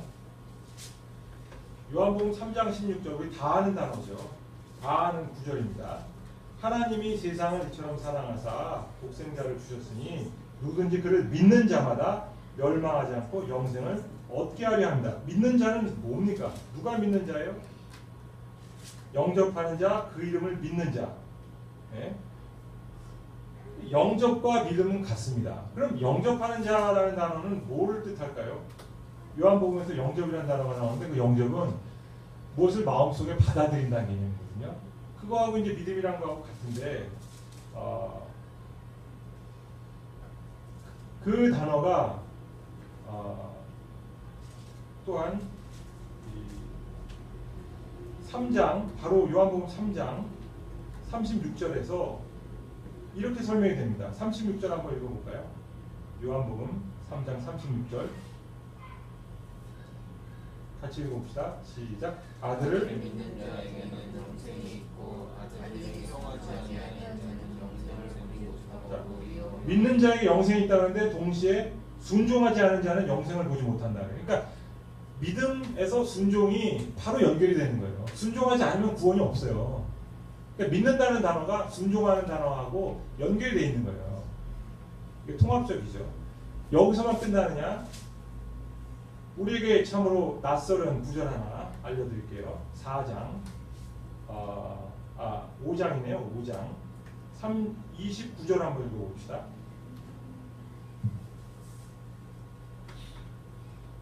같이 한번 읽어볼까요? 선한 일을 행한 자는 생명의 부활로 악한 일을 행한 자는 심판의 부활로. 이것도 뭔 말이에요? 믿음으로 구원받으면 끝 아닌가요? 이게 영접, 믿음, 순종, 그 다음에 선한 행위 몇 가지가 이게 통합적으로 보고 있어요. 성경이. 이게 헬라적 사고보다는 유대적 관점이에요.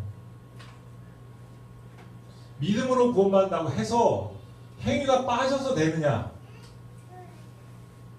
믿음이냐 행위냐 이런 이분법이 아니라 유대적 관점은 믿음이 옳다면 올바른 순종과 열매가 나타날 것이다.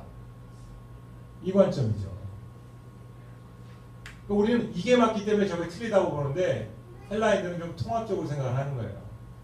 믿으면 영접하면 순종이 있을 것이고 순종에 따라서 선한 삶을 살 수가 있을 것이다. 네. 좀 애매모호하죠. 우리는 굉장히 조직신학적인 정답을 원하고 공식을 원하는데 그 공식이 과연 성경에서 그렇게 정확하게 투명하게 명쾌하게 얘기하느냐 하면은 여기선 이 얘기하고 저기선 저 얘기하는 게 굉장히 많아요. 성경에서. 그러니까 이걸 교리화하고 조직화하기에는 성경은 너무나 큰 책이에요. 거기에 관심이 별로 없기 때문에 1차적으로.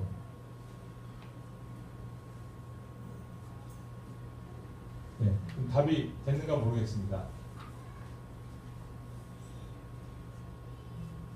제가 그동안에 성경 연구하면서 정말 너무 오랫동안 느낀 건데 지금 우리가 얘기하고 있는 수많은 공식화된 교리들 있잖아요. 그게 너무 허점들이 많다는 거예요. 그 얘기들이.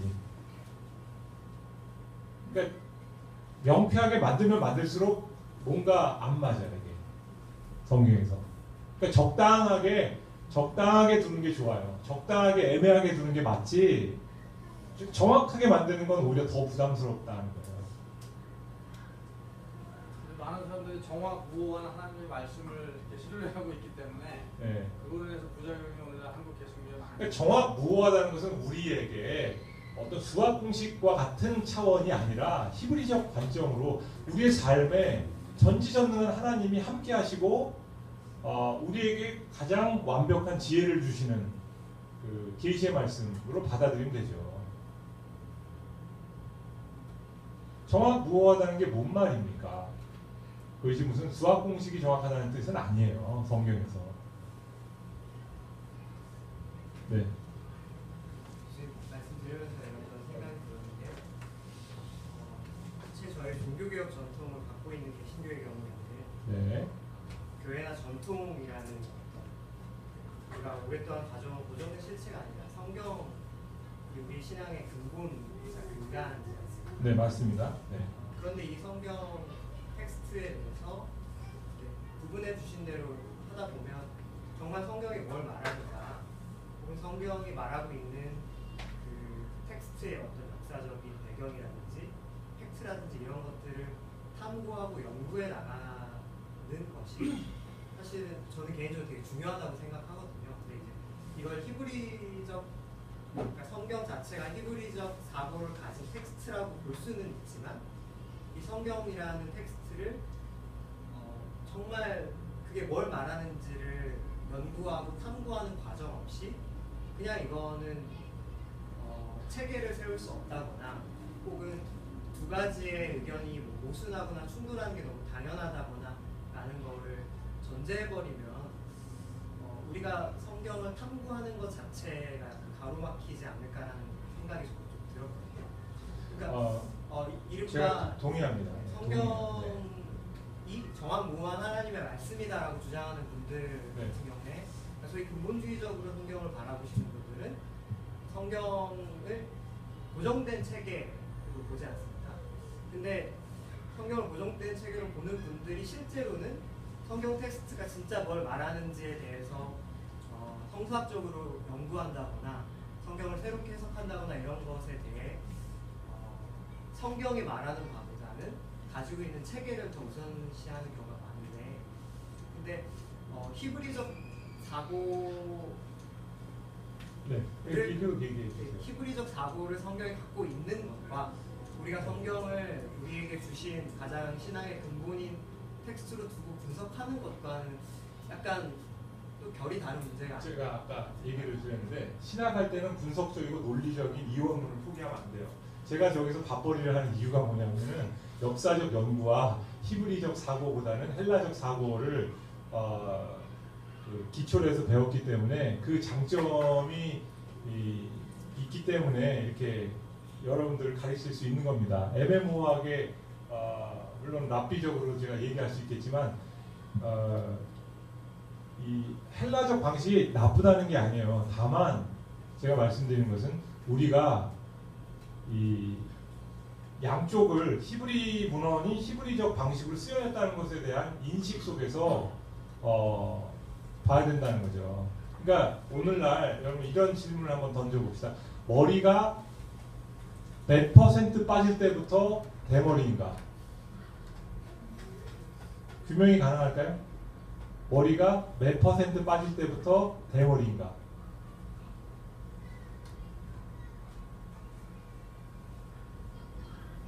그러니까 여기에 대한 접근이 히브리적 방식만 옳은 것도 아니고 헬라적 방식만 옳은 것도 아니고 다양성에 대해서 우리가 한번 생각해 보자. 그러니까 지금은 사실은 학계에서도 히브리식 방식은 사실 역사에 대해서 크게 관심은 없습니다. 랍비들의 그 주석들을 제가 읽어보면요, 그 원래 이게 무슨 문맥에서 무슨 얘기를 했는가를 연구할 때 우리 지금 현대의 그 서구 학자들이 원하는 만큼의 10분의 1도 관심이 없어요. 진짜 관심이 없어요. 그 다음에 개론책이 없어요. 구약개론, 조직신학 이런 게 없어요. 아예.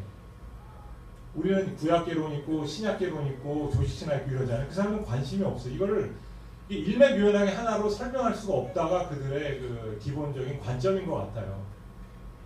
그런데 제가 지금 얘기 드린 바는 다만 우리가 틀리고 그들이 옳다가 아니라 여러 가지 이런 관점들에 있어서 우리가 서로 취할 것은 취하고 나쁜 것은 서로가 좀 이렇게 버리면서 보강하면 좋겠다 이런 생각을 합니다. 1번. 두 번째로는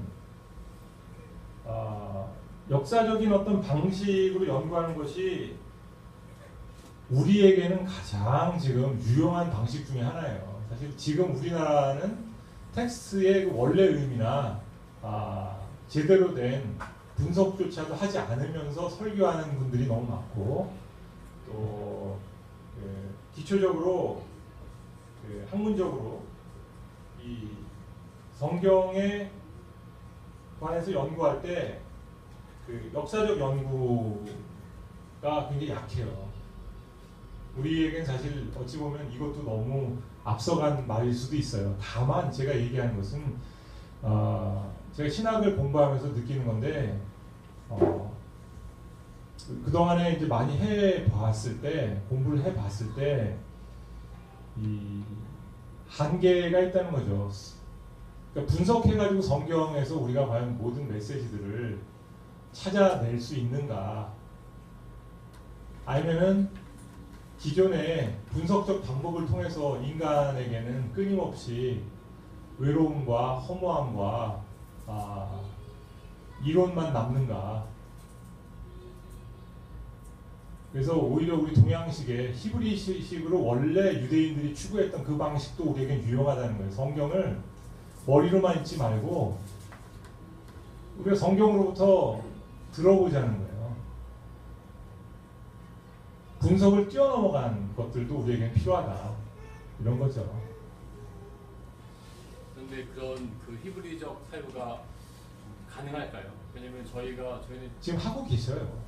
매일매일 그 팩트 체크를 하는 그런 시대에서 그리고 네. 또 헬라적 그런 교육을 받은 상황에서 그 히브리적 사유가 가능한지가 궁금하고 혹시 그런 우리가 할 수 있는 어떤 프랙티스가 있는지 또 그 교수님이 해주고 싶으신 어떤 방법론적으로 아까 그 신비주의 유대주의 철학자 아브라함 헤셜도 말씀하셨는데 어떤 그런 신비주의적인 접근이 도움이 될지 또는 아니면 아시고 계시는 그런 히브리적 사유를 돕는 방법이 네. 있을지 좀 궁금합니다.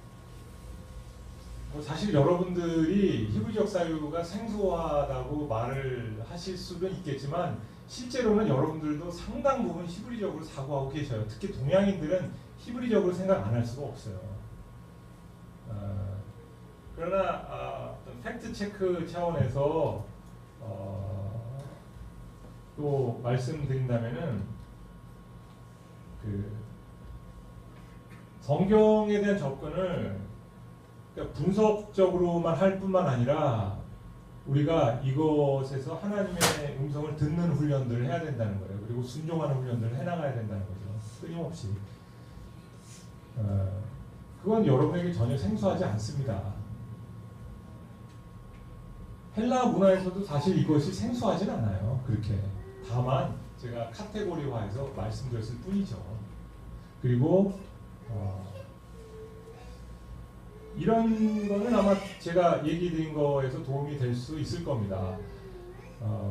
우리가 가진 질문들이 히브리적이기보다는 헬라적일 때 거기에 대한 답을 성경에서 못 찾았을 때 우리는 결코 절망할 필요가 없다는 거예요.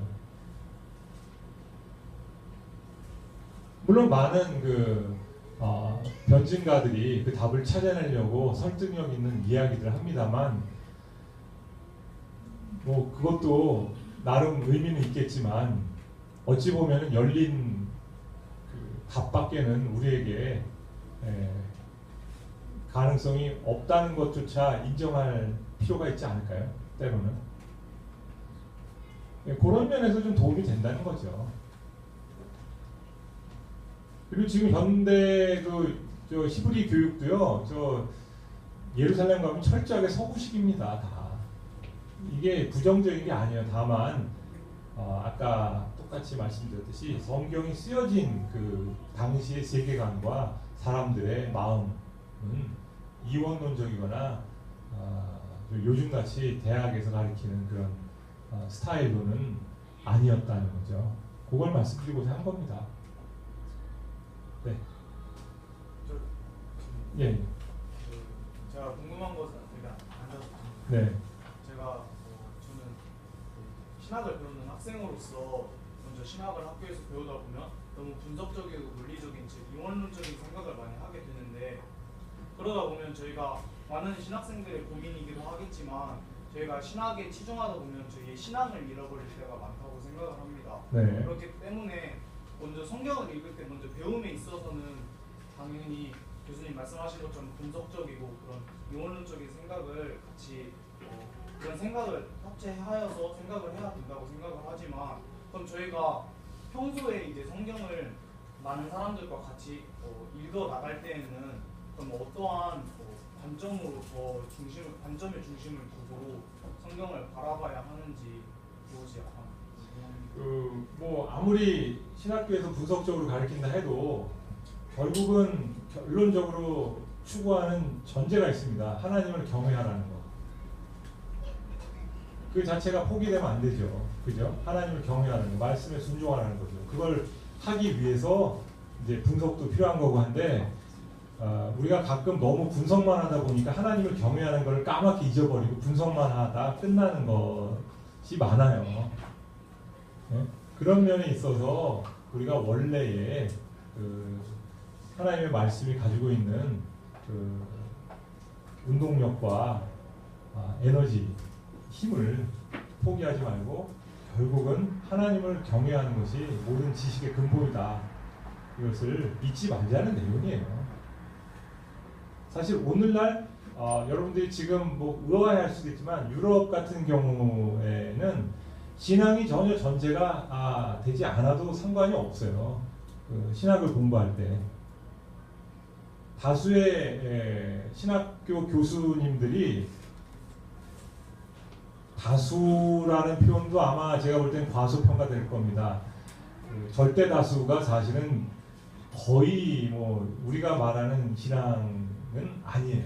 없어요. 기독교인이 아닌 경우가 많아요. 본인들이 스스로 얘기해요. 기독교인은 아니다. 네. 그냥 학문으로 공부하는 경향이 강합니다. 그들에게서도 배울 건 많아요. 굉장히 많은데 그럼 왜 이런 결론이 나왔느냐? 이게 학문과 신앙이 분리가 돼서 그래요. 그래서 지금은 유럽은 미국도 마찬가지입니다. 세미나리하고 대학하고는 완전히 달라요. 스타일이. 성경을 접근하는 스타일이. 그래서 그런 것들을 좀 극복해보자. 그리고 뭐 다 원론적인 얘기입니다. 여러분 특별한 거 아니에요. 아까 정기립 선생님이 얘기하신 대로 이것도 사실 표면적인 허구적인 구분이에요. 깊게 들어가면은 결국 뭐 다 하나님 경외하자는 얘기지 뭐가 다르겠느냐. 그리고 표면적으로 이런 그들의 그 사고 체계를 알므로써 성경을 좀 더 잘 이해하자. 이런 내용입니다. 그래서 제가 학생 때 그런 얘기 많이 들었어요. 신학하다가 너무 힘들면은 그 간증집이나 뭐 존 웨슬리의 어떤 생애와 사상 같은 것을 쓴 책을 많이 읽어라 이런 얘기를 하더라고요. 그러니까 신학책을 읽어도 너무 드라이해지는 거예요, 마음이. 분석만 하니까. 그러면 우선 교수님의 의견은 뭐죠? 먼저 성경을 일반적으로 읽을 때에는 약간 이론적인 히브리식 방식으로 바라보는 게 더 좋다고 말씀을 해주시는 건가요? 그러니까 히브리적 방식은 뭐냐면 A만 옳고 B가 틀리다라는 방식을 좀 떠나서 이런 면과 저런 면에 대해서 충분히 다 고려해라.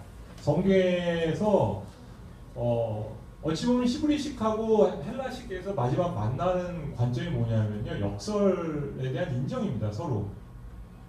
헬라식 방식도 결국은 역설적 진리라는 표현을 많이 써요.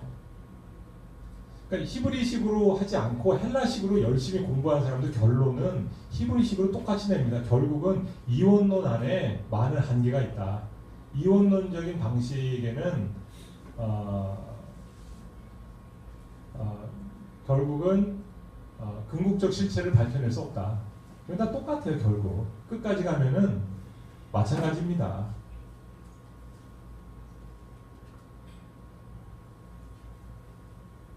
히브리적 방식은 어떤 방식은 아니에요. 그냥 삶에 대한 태도의 문제인 것 같아요. 태도의 문제. 특히 하나님을 믿을 때 우리가 철저하게 하나님 신뢰하고 순종하는 삶을 사는 거, 네? 말씀을 읽을 때 너무 분석적으로만 읽지 않고 거기에 대해서 순종. 여러분 이런 거 있잖아요. 자, 내가 간단하게 설명 한번 해볼게요. 이게 신앙적인 건데 여러분에게 익숙합니다. 찬양을 여러분 하실 때 찬양의 가사를 일일이 분석합니까? 아니면 그냥 부르면서 은혜 받습니까? 부르면서 은혜 받잖아요. 그러니까 그런 차원도 우리에게는 많이 필요하다는 거예요. 언어를 넘어가 있는 이 교감, 관계성, 예? 이런 것들은 어찌 보면 좀 신비주의적이긴 하지만 우리에게는 필요한 것이다. 여러분 우리가 격언을 사용할 때도 마찬가지예요. 하룻밤에 만리장성 쌓는다. 자, 이 속담의 근원지는 만리장성. 그럼 만리장성은 언제 만들어진 거며 어떤 역사를 통해서 만들어졌느냐 다 중요하죠. 그죠? 하지만 우리가 속담을 사용할 때도 그냥 사용하잖아요. 그걸 모르고도. 그런 차원도 굉장히 필요하고 오늘날에 있어서 오히려 지금은 이제 문학비평회라는 어떤 학문의 장르가 뜨는데 거기서는 역설평에 대한 상당히 부정적인 시각이 강해요. 원래 의미, 원래 텍스트의 의미, 역사적 의미 이런 것들에 대한 회의가 굉장히 강합니다. 왜냐하면 그런 것들에 대해서 지금 얘기하면 밑도 끝도 없이 길어지는데 그런 것들을 극단적으로 아예 부인하는 그런 경향도 있어요. 오늘날 우리에게 주는 의미 이게 더 중요하지 않냐. 근데 그것 또한 너무 지나치고 제가 볼 때 뭐 지나치다는 표현보다도 너무 극단적이고 적절하게 여러분들 뭐 잘 도구를 사용하시면 좋을 것 같습니다. 네. 네.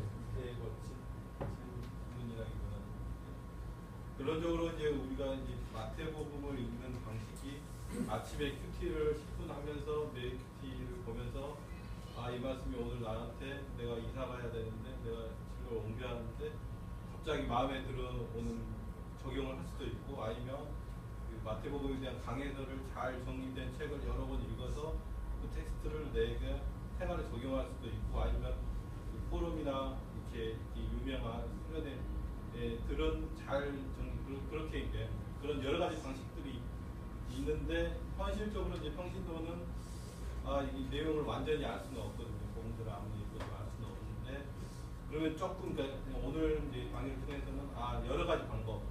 어떨 때는 경강부에 하는 것 같지만 이 문구가 나한테 와 닿으면 그것을 은혜롭게 받을 수도 있고 때로는 막 여러 가지 이용들을 해서 체계적으로 보는 것도 도움이 될 것 같은데 그 균형에 대한 어떤 지침이 혹시 있을까요? 평신도 입장에서.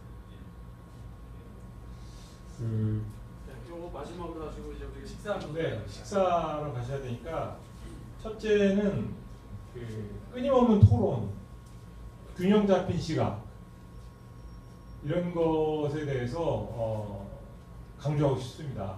내가 혼자 생각하면 너무 주관적이 될 수가 있지만 여러 사람들에 의해서 같이 토론되면서 나눌 때 그것이 굉장히 도움이 된다는 것이고요. 꼭 어떤 역사적인 정확한 배경과 저자의 의도 이런 것들에 대해서 완벽하게 분석이 안 돼도 이 말씀 자체가 우리에게 주는 은혜들이 있어요. 읽을 때. 그런 것들이 기존에는 학계에서는 굉장히 무시가 됐었지만 제가 볼 때는 그 또한 지나친 한 관점일 뿐이라는 겁니다. 그래서 우리가 어떤 직관적인 해석을 내리는 것도 나름대로 잘만 사용하면은 의미가 있고 하나님은 그런 방식으로도 우리에게 말씀하시기도 하고요. 또 히브리적 관점에서 제가 가장 얻어낼 수 있는 건 뭐냐면 통합적 사고예요. 체계 속의 한계, 체계의 한계 이런 거죠. 뭐 그렇다 해가지고 히브리적 사고가 마음대로 막 해석해도 된다 이런 말을 제가 드린 것도 아닙니다. 정확하게. 다만 문자적 의미를 좀 넘어간 것들은 좀 있어요. 역사적 그 상황과 그 원래 의도를 뛰어넘어가서 해석하는 게 있으면 근데 그 나름대로 굉장히 하나님의 신비를 우리에게 계시해 주는 면이 많아요. 네, 여기까지 하고 마치겠습니다. 감사합니다.